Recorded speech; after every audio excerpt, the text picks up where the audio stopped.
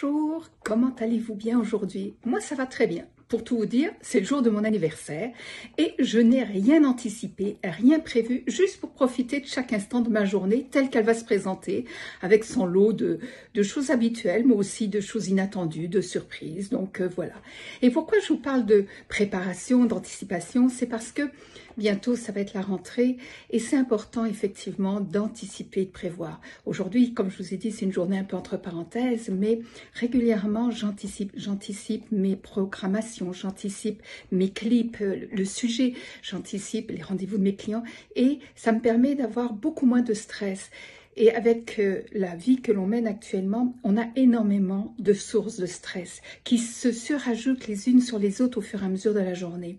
Au départ, nos ancêtres, ils avaient à trouver à manger et un toit. En gros, ils n'avaient pas à se préoccuper du trafic, à emmener des enfants, l'un à la garderie, l'autre à l'école primaire, le troisième qui va au collège, et à savoir qu'il doit rendre des comptes rendus toutes les semaines et pas tous les mois ou aux 3 mois comme avant, etc. Et donc ça se multiplie, les sources de stress se multiplient et si vous n'anticipez pas certaines tâches qui sont répétitives et ou inhabituelles mais pour lesquelles vous allez avoir plusieurs actions à mener, eh bien effectivement vous vous mettez en situation de stress et du coup vous risquez d'oublier des choses ou de mal les faire ou de pas savoir les gérer correctement et ça augmente encore de l'anxiété. Donc, faites-vous une habitude d'anticiper, faites-vous des rétro-planning comme j'appelle, partir de la date où l'événement arrive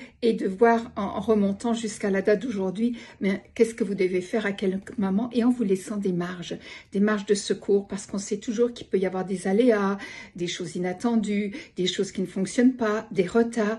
Donc, sachez anticiper.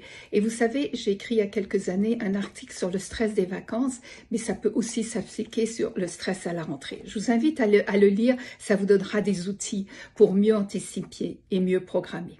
Sur ce, je vous dis à tout bientôt, sans stress. Bye bye!